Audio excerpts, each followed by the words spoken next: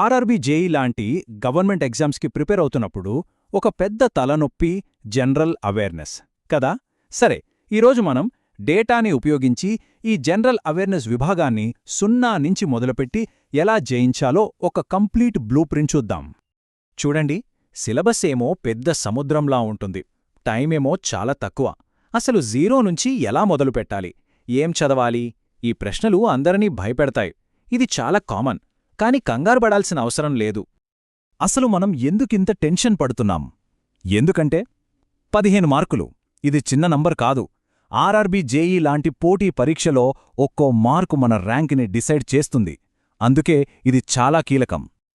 అవును, ఈ జీఏ సిలబస్ని చూస్తే ఒక పెద్ద ఎవరెస్ట్ పర్వతంలా అనిపిస్తుంది కదా. సరైన రూట్ మ్యాప్ లేకుండా దాన్నెక్కటం అసాధ్యమనిపిస్తుంది.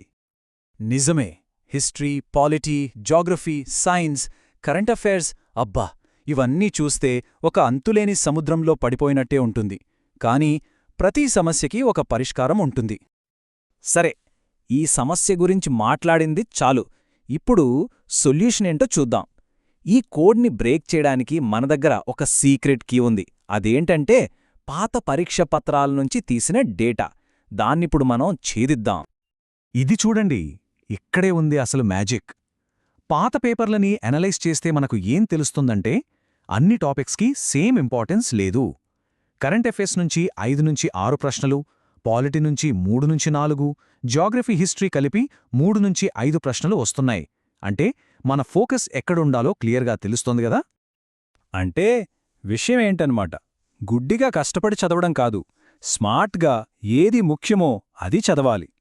మన ప్లానంతా చదవడం కాదు, మార్కులు తెచ్చేవే చదవడం. అదే మన స్ట్రాటజీ. అయితే మన ప్రయాణం ఎక్కడ నుంచి మొదలుపెట్టాలి? నా సలహా అయితే ఇండియన్ పాలిటీ.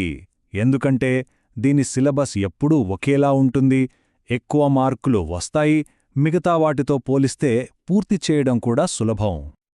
చాలామంది భయపడే ఒక టాపిక్ ఉంది, రాజ్యాంగంలోని 12 షెడ్యూల్స్. దాన్ని ఇప్పుడు మనం కేవలం నిమిషాల్లో ఎలా నేర్చుకోవచ్చో చూద్దాం. ఇది చూస్తే మీకే కాన్ఫిడెన్స్ వస్తుంది. రెడీయా? ట్రిక్ చాలా సింపుల్. ఈ ఒక్క వాక్యం గుర్తుపెట్టుకోండి, TESOLD-PM. అంతే. ఈ మ్యాజిక్ వర్డ్తో 12 షెడ్యూల్స్ మీ చేతిలో ఉంటాయి, ఎప్పటికీ మర్చిపోలేరు. సరే, ఈ టియర్స్ ఆఫ్ ఓల్డ్ PM అంటే ఏంటో చూద్దామా. టీ అంటే టెరిటరీస్, అంటే మన రాష్ట్రాలు, కేంద్రపాలిత ప్రాంతాలు. ఈ అంటే ఎమ్యులెన్స్, అంటే జీతభత్యాలు. ఏ అంటే అఫర్మేషన్స్ అండ్ ఓత్స్, ప్రమాణ స్వీకారాలన్నమాట. ఆర్ అంటే రాజ్యసభా సీట్ల కేటాయింపు. ఇలా ఒక్కో అక్షరానికి ఒక్కో షెడ్యూల్ ముడిపడి ఉంది. ఈ టేబుల్ చూస్తే మీకు ఇంకా క్లియర్గా అర్థమవుతుంది. పాలిటీలో ఇంకో బేసిక్ కానీ చాలా ఇంపార్టెంట్ టాపిక్ లోక్సభకి, రాజ్యసభకి మధ్య తేడాలు. చాలా సింపుల్గా చెప్పాలంటే లోక్సభ సభ్యుల్ని మనం డైరెక్ట్గా ఎన్నుకుంటాం, వాళ్లకి కనీస వయసు 25 ఉండాలి.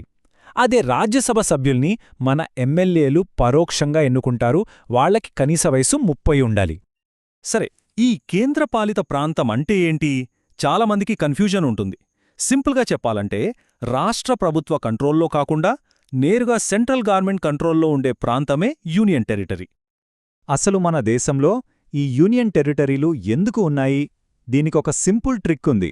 SCAR అని గుర్తుపెట్టుకోండి. S అంటే స్మాల్ సైజ్, చిన్నవిగా ఉండటం. C అంటే కల్చర్, వాటికంటూ ఒక ప్రత్యేక సంస్కృతి ఉండటం. A అంటే అడ్మినిస్ట్రేటివ్ ఇంపార్టెన్స్, పరిపాలనా సౌలభ్యం. ఇంకా R అంటే రక్షణ, అంటే భద్రతా కారణాలు. అంతే. ఓకే, పాలిటీ పునాది అయితే గట్టిగా పడింది. ఇప్పుడు మన ప్రిపరేషన్ని నెక్స్ట్ లెవెల్కి తీసుకెళ్లే మరికొన్ని గేమ్ చేంజింగ్ టాపిక్స్ ఏంటో చూద్దాం. కరెంట్ అఫైర్స్ అంటే అదో పెద్ద సముద్రం, కానీ మనం అన్నీ చదవక్కర్లేదు. ఎగ్జామ్ పాయింట్ ఆఫ్ వ్యూలో కొన్ని టాపిక్స్ చాలా ఇంపార్టెంట్. అవేంటంటే స్పోర్ట్స్ విన్నర్స్, ముఖ్యంగా IPL, వరల్డ్ కప్ లాంటివి, G20 లాంటి సమ్మిట్స్, కొత్తగా వచ్చిన అపాయింట్మెంట్స్, అలాగే 2023-25 మధ్యలో వచ్చిన ప్రభుత్వ పథకాలు. వీటిమీద ఫోకస్ చేస్తే చాలు. సరే, వీటన్నింటికీ మెటీరియల్ ఎక్కడ దొరుకుతుంది? డబ్బులు ఖర్చు పెట్టాల్సిన అవసరం లేదు.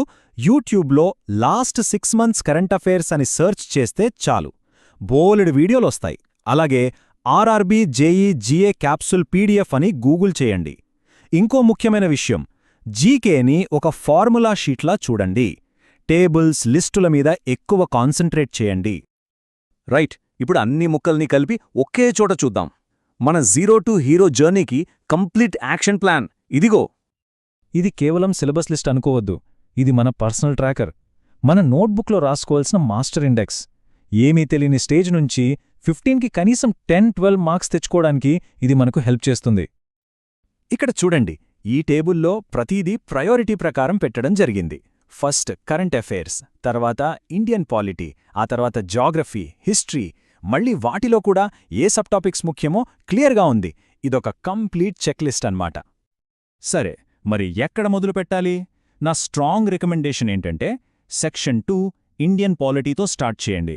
ఎందుకంటే దీని సిలబస్ మారదు, వెయిటేజ్ ఎక్కువ, ఇంకా త్వరగా పూర్తి చేయొచ్చు. ఇది మనకొక మంచి మొమెంటం ఇస్తుంది. మనం పాలిటీ గురించి మాట్లాడుకుంటున్నాం కాబట్టి డాక్టర్ బిఆర్ అంబేద్కర్ గారు ఆర్టికల్ 32 గురించి చెప్పిన ఒక మాట గుర్తు చేసుకుందాం.